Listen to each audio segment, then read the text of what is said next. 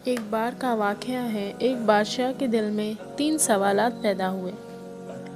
وہ سوچنے لگا کہ کاش کتنا اچھا ہوتا کہ اگر یہ مجھے معلوم ہو جائے کہ صحیح کام کرنے کا وقت کیا ہے۔ صحیح کام کرنے کا صحیح وقت کیا ہے؟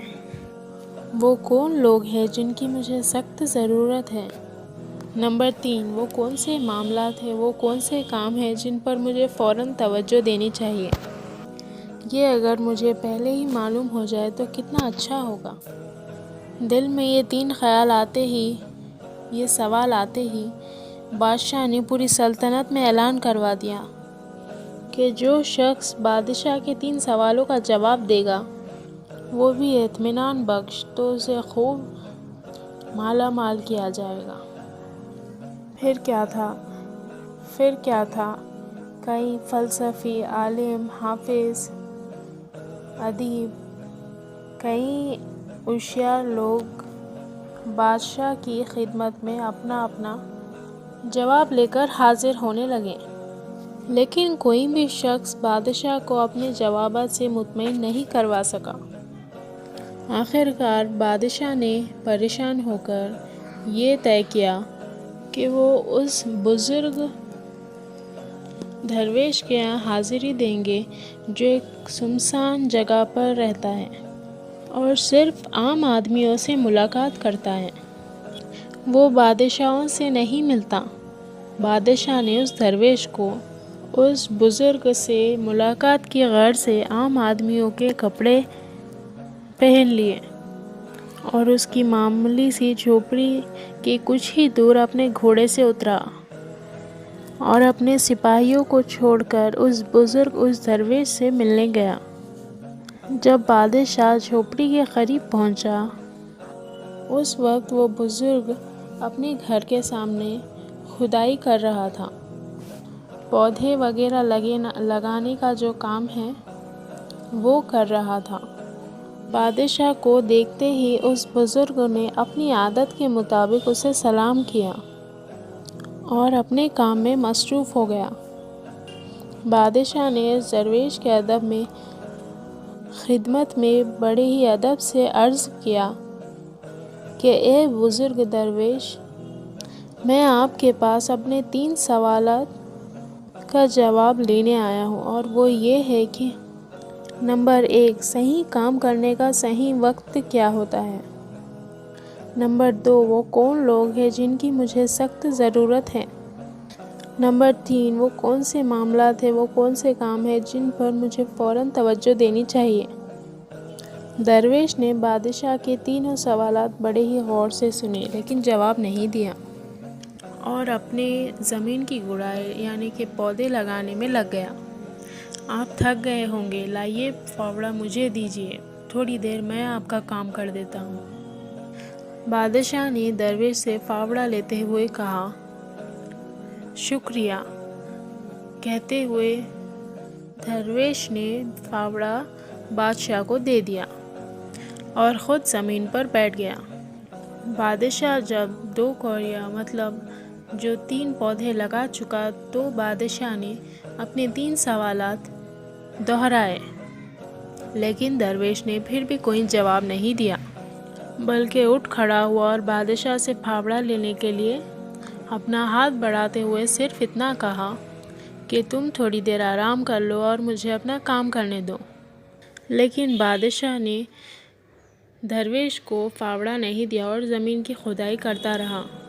اسی طرح وہ کھدائی کرتا رہا اور اسی طرح شام ہو گئی۔ آخر کار بادشاہ نے زمین پر پھاوڑا مارتے ہوئے کہا، بزرگ درویش، میں آپ کے پاس اپنے 3 سوالوں کا جواب لینے آیا ہوں، مگر آپ اگر میرے سوال کا جواب نہیں دے سکتے تو کہہ دیجیے، میں گھر واپس لوٹ جاتا ہوں۔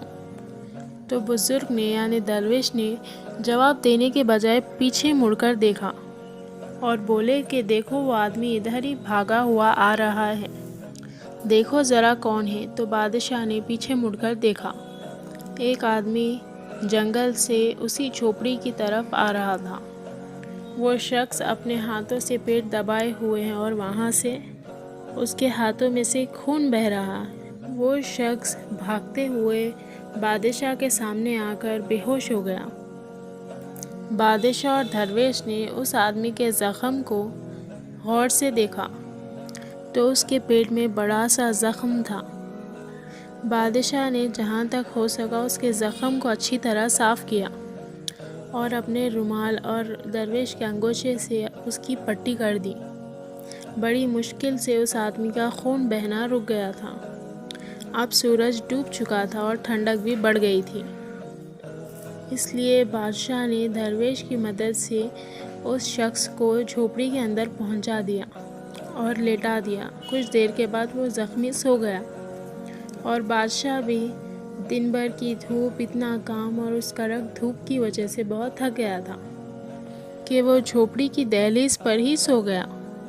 جب صبح ہوئی تو بادشاہ کی آنکھ کھلی جب اس چارپائی پہ لیٹا ہوا شخص ٹکٹکی آنکھوں سے بادشاہ کی طرف دیکھ رہا تھا۔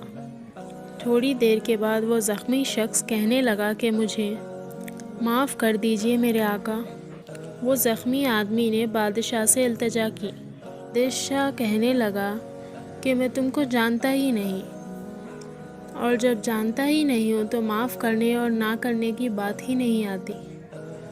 تب وہ زخمی شخص کہنے لگا، بادشاہ سلامت، میں آپ کا دشمن ہوں۔ آپ نے ایک زمانے میں میرے بھائی کو قتل کروا دیا تھا اور اس کی ساری جائیداد ضبط کر لی تھی۔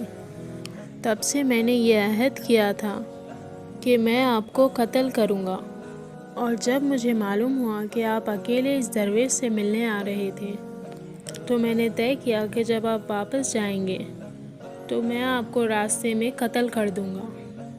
لیکن پورا دن گزر گیا اور آپ واپس ہی نہیں آئے۔ میں اب پتہ لگانے کے لیے اپنے ٹھکانے سے باہر آیا۔ جلد ہی آپ کے محافظ سپاہیوں نے مجھے دیکھ لیا اور ہمارے درمیان مٹھیر ہو گئی۔ انہوں نے مجھے پہچان لیا اور میرے پیٹ میں وار کر کے مجھے زخمی کر دیا۔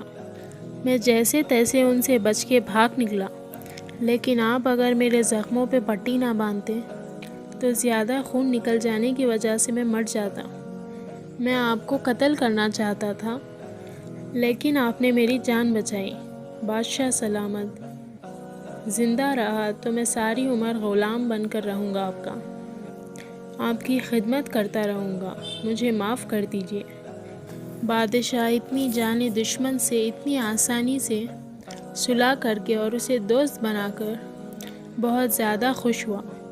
بادشاہ نے صرف اسے معاف ہی نہیں کیا اور یہ بھی کہا کہ میں اپنے شاہی طبیبوں کو تمہارے پاس بھیج دوں گا اور اپنے خادموں کو بھی تمہاری دیکھ بھال اور علاج کے لیے بھیج دوں گا، اور تمہاری جائیداد بھی تم کو واپس کر دوں گا۔ زخمی آدمی سے بہرحال بادشاہ فارغ ہوا تو وہ جھوپڑی سے باہر آیا اور درویش کو ادھر ادھر دیکھنے لگا، کیونکہ بادشاہ جانے سے پہلے اپنے 3 سوال پوچھنا چاہتا تھا اس بزرگ سے۔ بادشاہ نے اسے ڈھونڈا تو درویش اپنا روزانہ کا کام، پودے لگانا، کھدائی، وہی کر رہا تھا۔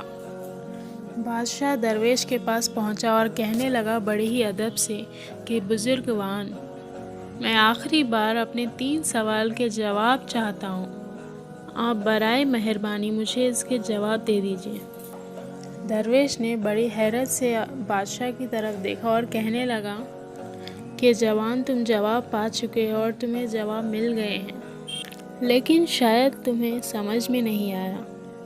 آؤ بیٹھو، میں تم کو تفصیل سے سمجھاتا ہوں۔ دیکھو، اگر کل تم میری طرف بزرگی پر ترس کھا کر زمین کی گڑائی نہ کرتے، فاوڑہ میرے ہاتھ سے لے کر کام نہ کرتے، تو شاید تم جلدی سے واپس چلے گئے ہوتے اور راستے میں یہ دشمن تم پر حملہ کر دیتا، تم کو مار دیتا۔